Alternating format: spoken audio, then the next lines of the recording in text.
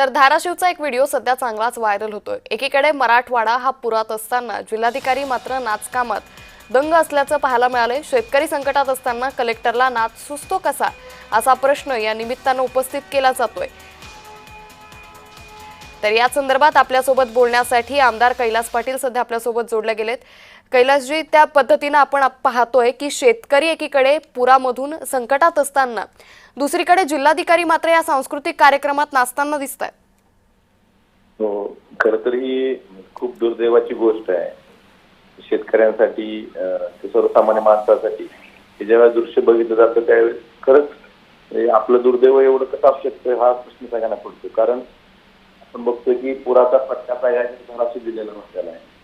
महाराष्ट्रात जिल्ह्यातलेच नाही तर महाराष्ट्रातून या ठिकाणी लोक मदतीसाठी येत आहेत।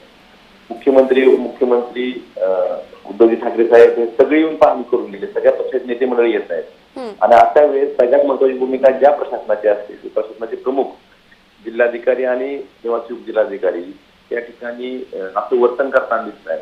तर ही खरंच म्हणजे किती संवेदनशीलता आहे यांच्यामध्ये हे यांच्या वर्तनावरून दिसून येतं। आणि दुसरी गोष्ट की सप्टेंबर महिन्यात जी अतिवृष्टी झाली, जो पाऊस झाला त्याच्या अद्याप पंचनामे पूर्ण झालेले नाही।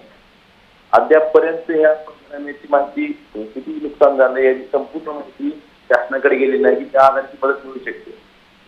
ही लवकरात लवकर मदत मिळण्यासाठी पंचनामे पूर्ण करून गेलं आणि त्या आधारे शासनाकडे लवकरात लवकर मदत शेतकऱ्यांच्या खात्यावर कशी जाईल हे बघणं ह्या प्रशासनाची जबाबदारी असते, काम असतं। अशा वेळी जर असं वर्तन त्यांच्या प्रमुख अधिकाऱ्यांकडून होत असेल तर शेतकऱ्यांनी दाद मागायची मागते बघायची कोणाकडे, जिल्हाधिकारी असेल की अधिकारी शासनाचे प्रतिनिधी म्हणून काम करतात।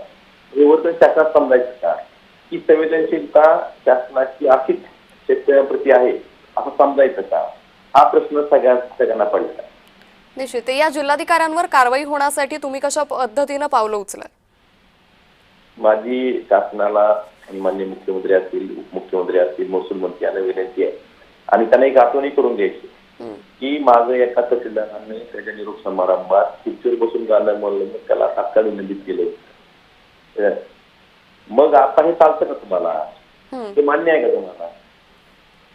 मग यातून जर कारवाई केली तर शासन शेतकऱ्यांप्रती संवेदनशील आहे असं दिसत, नाही कारवाई केली तर हीच भूमिका किंवा हीच संवेदना शासनाची आहे, त्यांचं वर्तन आहे तेच शासनाचा अर्थ समजला जाईल। जी कैलासजी, खूप धन्यवाद आपण जय महाराष्ट्र सोबत साधलेल्या या संवादासाठी।